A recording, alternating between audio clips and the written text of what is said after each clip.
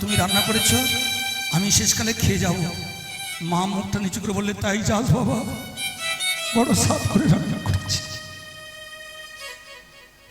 মা কাকে বলে জানেন? নিজে আগুনে জ্বলবে, সন্তানকে জ্বালাবে না। কিন্তু আমার মা আমার মুখে আগুন দিল। বাবার কাছে যাব না, বাবা তো কঠোর হয়, কঠিন হয়। কিন্তু সূর্য দেবতার কাছে এসে বললে, হ্যাঁ রে শনি, বাবা তুমি চিনতে পারলে? আমি চিনতে পারবো না, তুই আমার সন্তান, তোকে কষ্ট দিয়েছে মানে আমার কষ্ট। এবার আপনারা শুনে রাখবেন, বাবা যখন বিপদে পড়ে, সেই বিপদের হাত থেকে যখন উদ্ধার হয়, সে সবার আগে চিন্তা করে সন্তানের। কেন? নিজের জীবনে যা কিছু করতে পারে না, সন্তানের দিয়ে সেটা করাবার চেষ্টা করে।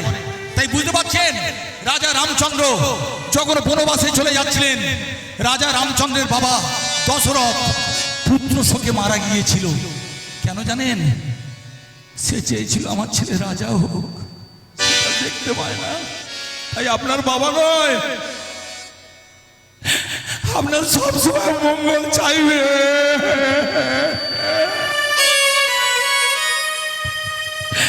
যা শনি, তুই গ্রহরাজ, কর্মফলের দেবতা, তুই বড় বাবা হবি, তুই বড় ঠাকুর হবি। যারা এই সংসারে তোকে ঝাঁটা দিয়ে মেরেছে, তাদের স্বামীরা যেদিন তাদের ঝাঁটা দিয়ে মারবে, শনিবার সন্ধ্যাবেলায় তারা তোর কাছে গিয়ে মাথা ঘুরে কাঁদবে, তোকে বড় বাবা বলবে, বড় ঠাকুর বলবে, গ্রহরাজ বলবে। যাদের সংসারে আগুন লাগবে, তাদের স্ত্রীরা যাবে তোর কাছে আগুন নেভাতে। যাও বাবা। ভক্তমণ্ডলী মায়েরা, তারপর শনি দেবতা কি করলো জানেন? তেমাতানি। তেমাতানি মানে আপনাদের তেমাতানি নয়, তিনটে পথ। কোনটা জানেন? সত্য, রজতম।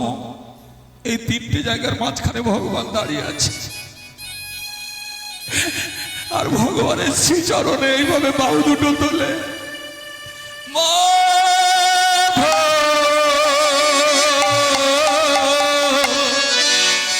বহুত মিনতি করিত,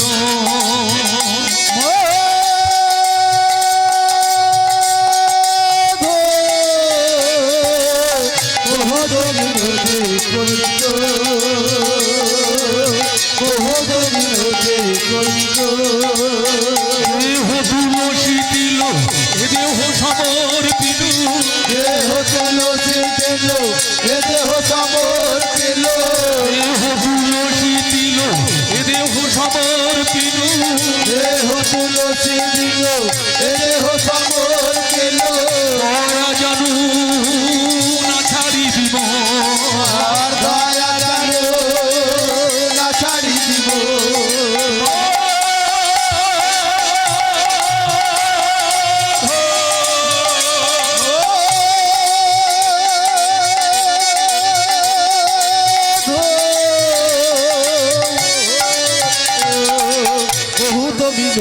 ভক্তমণ্ডলী মায়েরা, বুঝতে পারছেন, এরপরে এক বড় কীর্তনী আছেন, তিনি নিশ্চয়ই গান করবেন।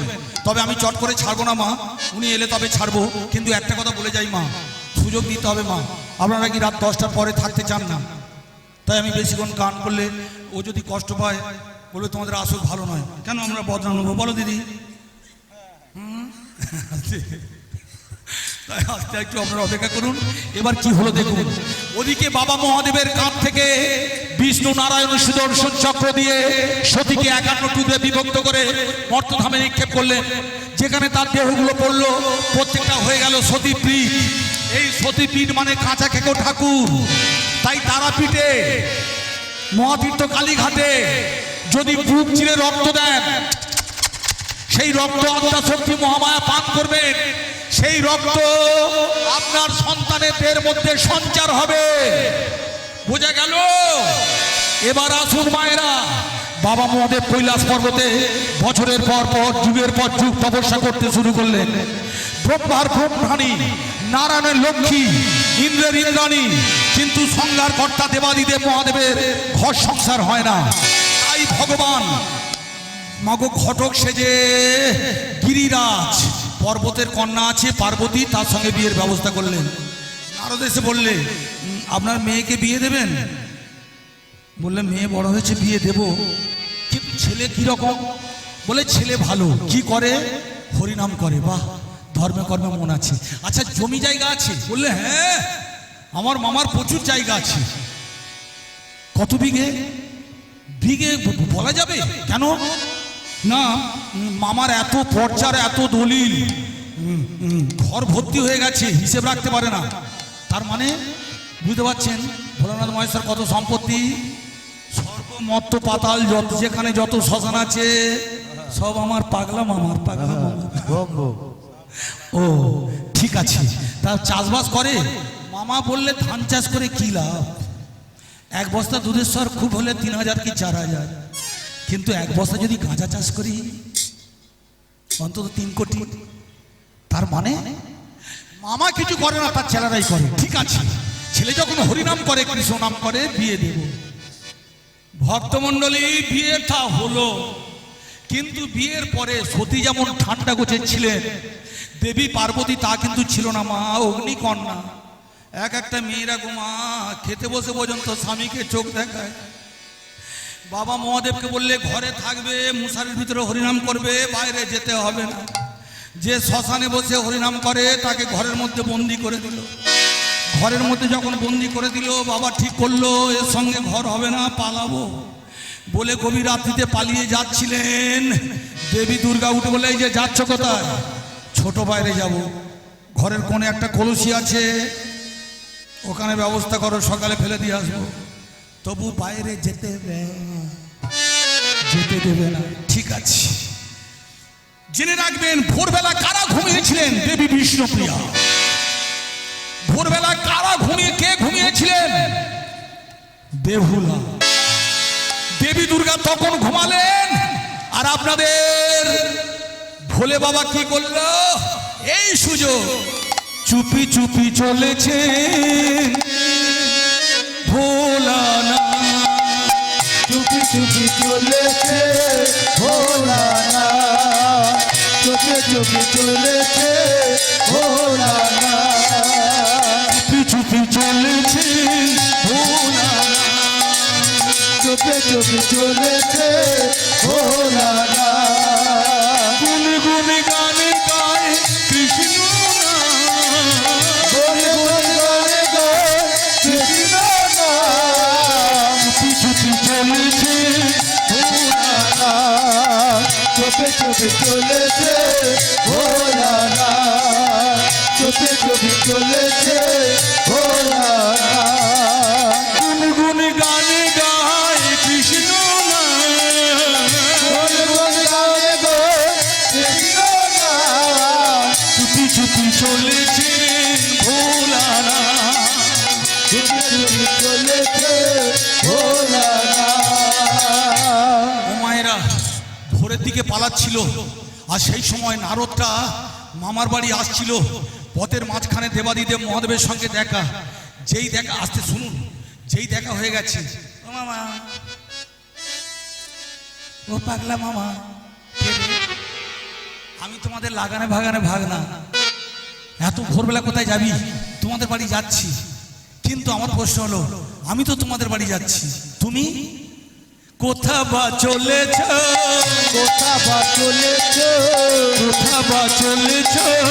কোথা বা চলেছ, গুনগুন গান করে কোথা বা চলেছ, কৃষ্ণ নাম বলে বলে কোথা বা চলেছ, আমি মাকে একা রেখে কোথা বা চলেছ, গুনগুন গান করে কোথা বা চলেছ, গুনগুন গানে গায় কৃষ্ণ নাম, গুনে গুনে গানে গো কৃষ্ণ নাম, চুপি চুপি চলেছে ভোলানাথ, চুপি চুপি চলেছে ভোলানাথ, চুপি চুপি চলেছে ভোলানাথ।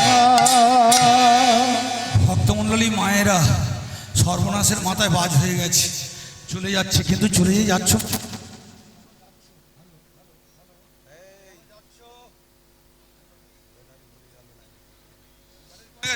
হ্যালো, এই তো ঠিক আছে, আসতে মায়েরা। এবার যে ঘটনাটা ঘটলো, তুমি যে চলে যাচ্ছ, চুপি চুপি চলে যাচ্ছ, কিন্তু কোথায় যাচ্ছ?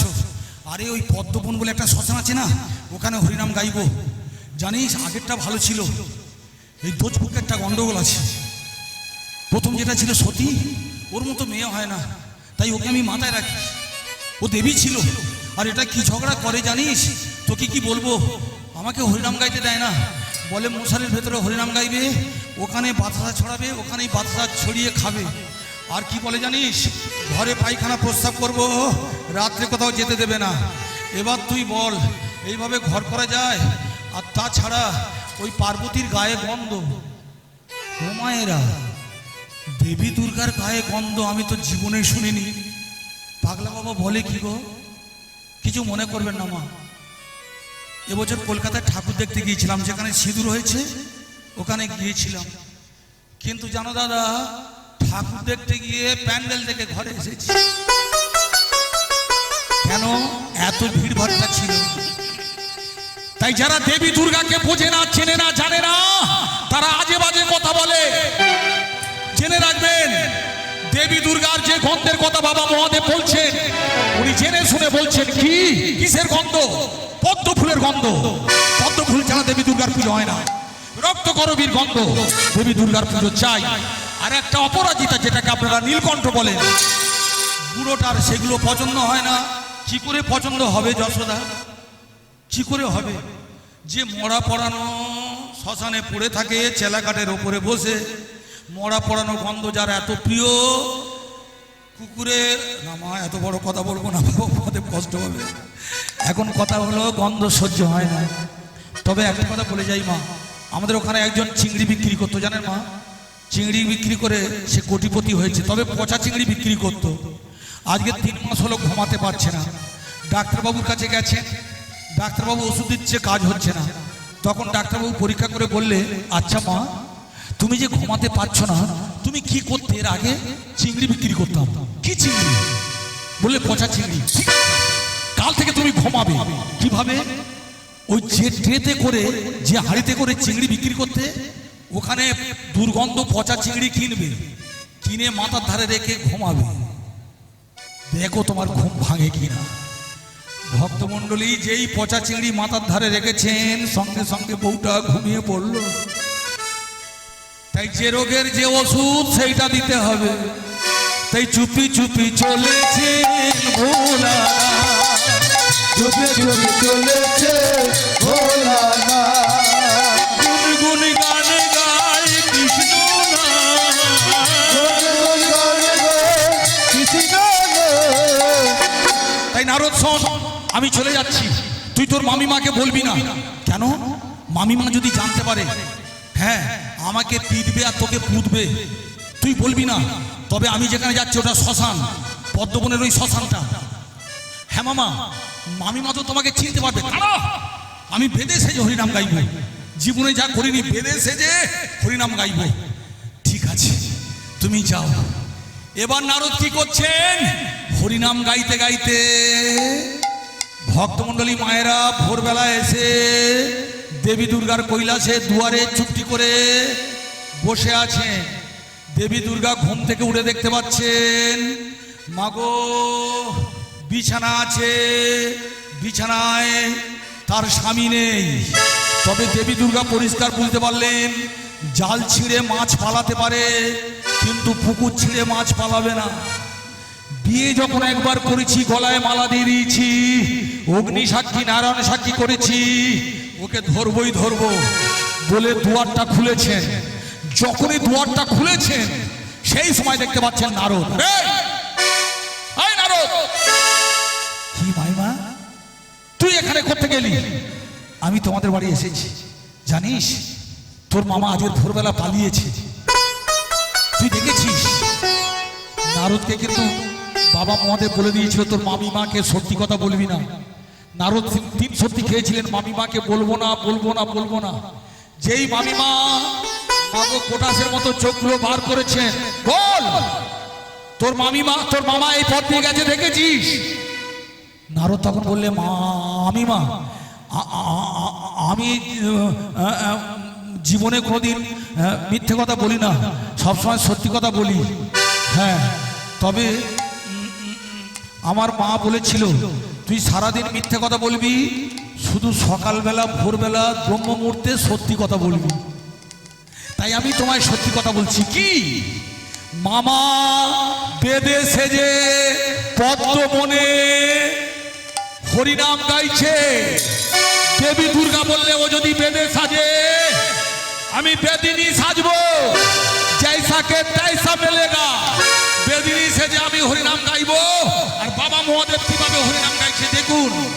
আজ মধু মাসে মৌ ঝরে, মধু মাসে মৌ ঝরে গুণ চরণে। আজ মধু মাসে মৌ ঝরে গুণ চরণে। আজ মধু মাসে মৌ ঝরে গুণ চরণে। গুণ চরণে, গুণ চরণে, গুণ চরণে, গুণ চরণে। মধু মাসে মৌ গুণ চরণে। আজ মধু মাসে মৌ ঝরে গুণ চরণে। তপস্যায় ভোলা না বসে নামের ভেলা। তপস্যায় ভোলা না বসে নামের ভেলা। তপস্যায় ভোলা না বসে নামের ভেলা। তপস্যায় ভোলা না বসে নামের ভেলা। পিছে রাম